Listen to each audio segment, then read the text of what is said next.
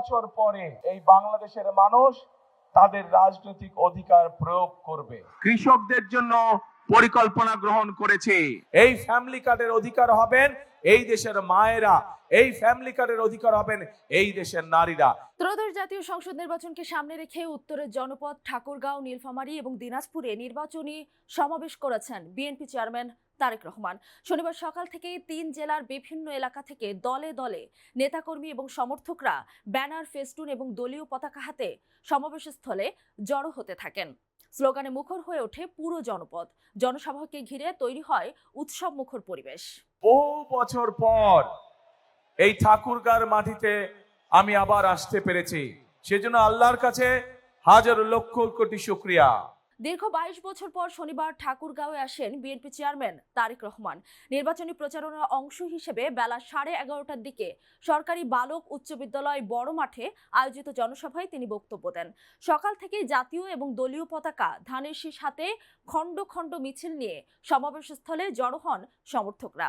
এবং হাজার হাজার মানুষের কাছে চেষ্টা করতাম সেই গরম কাপড় পৌঁছে দিতে, যাতে তারা শীত থেকে নিজেদেরকে রক্ষা করতে পারেন। বিএনপি চেয়ারম্যান তারেক রহমান বলেছেন, খালেদা জিয়া বিশ্বাস করতেন বাংলাদেশই তার একমাত্র ঠিকানা, আর বিএনপির প্রতিটি নেতাকর্মীরও প্রথম এবং শেষ ঠিকানা বাংলাদেশ। তিনি বলেন, আগামী 12 তারিখ নির্বাচনে মানুষ তাদের কেড়ে নেওয়া অধিকার প্রয়োগ করবে। এই নির্বাচন শুধু জনপ্রতিনিধি নির্বাচনের নয়, দেশ পুনর্গঠনেরও নির্বাচন। নারীদের বিষয়ে তিনি বলেন, নারীদের কর্মক্ষেত্রে সম্পৃক্ত না করা গেলে দেশ এগোবে না। নারীদের স্বাবলম্বী করার পাশাপাশি প্রত্যেক নারীর কাছে ফ্যামিলি কার্ড পৌঁছে দেওয়ার আশ্বাস দেন তিনি। পাশাপাশি কৃষকদের জন্য কৃষি কার্ড চালু, সহজ শর্তে ঋণ সুবিধা এবং 10,000 টাকা পর্যন্ত কৃষি ঋণ মৌকুফের প্রতিশ্রুতি দেন। এনজিও থেকে যেসব ক্ষুদ্র ঋণ নেওয়া হয়েছে সেসব সরকারের হয়ে জনগণের পক্ষ থেকে পরিশোধের কথাও বলেন তিনি। এই ফ্যামিলি কার্ডের অধিকার হবেন এই দেশের মায়েরা, এই ফ্যামিলি কার্ডের অধিকার হবেন এই দেশের নারীরা, এবং এই ফ্যামিলি কার্ডের মাধ্যমে আমরা প্রত্যেকটি নারীর কাছে তার সংসার যাতে উনি স্বাচ্ছন্দ্যে পরিচালনা করতে পারেন, তার জন্য আমরা একটি প্রতি মাসের সহযোগিতা তার কাছে পৌঁছে দিতে চাই। ঠাকুরগাঁও কৃষি নির্ভর জেলা উল্লেখ করে তারেক রহমান কৃষিভিত্তিক শিল্প স্থাপনের মাধ্যমে কর্মসংস্থান সৃষ্টির আশ্বাস দেন। যুবকদের প্রশিক্ষণের মাধ্যমে দক্ষ জনশক্তিতে রূপান্তরের পরিকল্পনার কথা জানান। এছাড়া ঠাকুরগাঁও এবং পঞ্চগড়ে চিনিকল ও তাঁত শিল্প, হিমাগার নির্মাণ, মেডিকেল কলেজ ও বিশ্ববিদ্যালয় স্থাপন এবং ক্যাডেট কলেজ প্রতিষ্ঠার উদ্যোগ নেওয়ার প্রতিশ্রুতি দেন। তাছাড়া ক্ষমতায় এলে দ্রুত ঠাকুরগাঁও বিমানবন্দর চালুর ঘোষণাও দেন তারেক রহমান। কতদিন পর ভোট দিবেন? বহু বছর পর ভোট দিবেন। এই যে আমাদের এই মঞ্চ, এই মঞ্চের বাম পাশে একটা ছোট্ট মঞ্চ আছে। ওই মঞ্চে কতগুলা মানুষ বসে আছে। এই মানুষগুলো তাদের স্বজনদেরকে হারিয়েছে।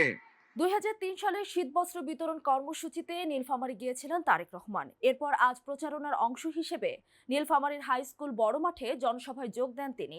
সকাল থেকেই রং বেরঙের ব্যানার, ফেস্টুন, পতাকা হাতে স্লোগানে স্লোগানে জেলার বিভিন্ন প্রান্ত থেকে খণ্ড খণ্ড মিছিলে শহরে প্রবেশ করতে শুরু করেন দলীয় নেতাকর্মীরা। এতে মিছিলের নগরীতে পরিণত হয় জেলা শহর। আমরা কৃষকদের জন্য পরিকল্পনা গ্রহণ করেছি। এই এলাকাটা হচ্ছে কৃষি প্রধান একটি এলাকা। তারেক রহমান বলেন, 12 তারিখ দেশের মানুষ ভোট দেবে, তবে শুধু ভোট দিলেই হবে না, দেশ গঠন করতে হবে। তিনি বলেন, আমাদের প্রথম এবং শেষ ঠিকানা বাংলাদেশ। অভিযোগ করে তিনি বলেন, এই এলাকার মানুষকে ভোট দেওয়া থেকে বিরত রাখতে ভয় দেখানো হচ্ছে। এ ধরনের অন্যায় হলে আইনগত ব্যবস্থা নেওয়া হবে বলে হুঁশিয়ারি দেন বিএনপি চেয়ারম্যান। ভয় দেখানোর চেষ্টা করছে। আজকে আমি দ্ব্যর্থহীন কণ্ঠে পরিষ্কার ভাবে বলে দিতে চাই, বাংলাদেশের কোন ভোটারকে যারা ভয় দেখাবে, যারা তাদেরকে বিভ্রান্ত করার চেষ্টা করবে, ইনশাআল্লাহ কারো সাথে যদি অন্যায় হয়ে থাকে আমরা সেই ব্যবস্থা গ্রহণ করব অন্যায়কারীর বিরুদ্ধে। বিএনপি ক্ষমতায় এলে তিস্তা ব্যারেজ মহাপরিকল্পনা দ্রুত বাস্তবায়ন করার প্রতিশ্রুতি দেন তারেক রহমান। ইপিজেড সম্প্রসারণ করে কর্মসংস্থান বাড়ানোর পাশাপাশি যুবকদের জন্য প্রশিক্ষণ কেন্দ্র স্থাপনের আশ্বাস দেন। এছাড়া নারীদের জন্য ফ্যামিলি কার্ড, কৃষকদের জন্য কৃষি কার্ড, ধর্মগুরুদের জন্য সম্মানী এবং নীলফামারীতে মেডিকেল কলেজ ও সৈয়দপুর কিশোরগঞ্জ শিল্পাঞ্চলে রেল কারখানা সহ শিল্প খাত সম্প্রসারণের উদ্যোগ নেওয়া হবে বলে জানান তারেক রহমান। সেই নির্বাচনে বহু বছর পরে এই বাংলাদেশের মানুষ তাদের রাজনৈতিক অধিকার প্রয়োগ করবে। ঠাকুরগাঁও এবং নীলফামারীর সমাবেশ শেষে দিনাজপুরের বিরামপুর সরকারি কলেজ মাঠে আয়োজিত জনসভায় যোগ দেন বিএনপি চেয়ারম্যান তারেক রহমান। ঢাকার বাইরে এটিই ছিল তার শেষ নির্বাচনী জনসভা। দিনাজপুর জেলা তার পারিবারিক স্মৃতি বিজড়িত এলাকা। এখানেই রয়েছে তার নানা নানির কবর। জনসভায় বক্তব্য দিতে গিয়ে তারেক রহমান বলেন, আলহামদুলিল্লাহ, আজ আমি খুব ভালো আছি। বহু বছর পর নানা বাড়িতে আসতে পেরেছি। আলহামদুলিল্লাহ, আমি কিন্তু আজকে খুব ভালো আছি, বহু বছর পর নানি বাড়িতে এসেছি। বক্তব্যে তিনি বলেন, ধানের শীষ যতবার রাষ্ট্র পরিচালনার দায়িত্বে ছিল ততবারই এলাকায় উন্নয়নের কাজ করার চেষ্টা করেছে।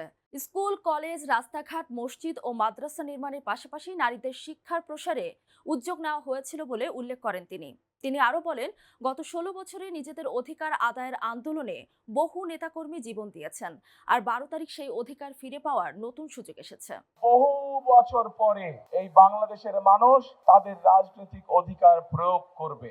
কৃষি প্রধান দিনাজপুর অঞ্চলে কৃষির সঙ্গে সম্পৃক্ত শিল্প গড়ে তোলার আশ্বাস দেন তারেক রহমান। বিএনপি সরকার ক্ষমতায় এলে দিনাজপুরের লিচু এবং কাটারিভোগ চাল বিদেশে রপ্তানির জন্য প্রয়োজনীয় সব ব্যবস্থা নেওয়ার আশ্বাস দেন তিনি।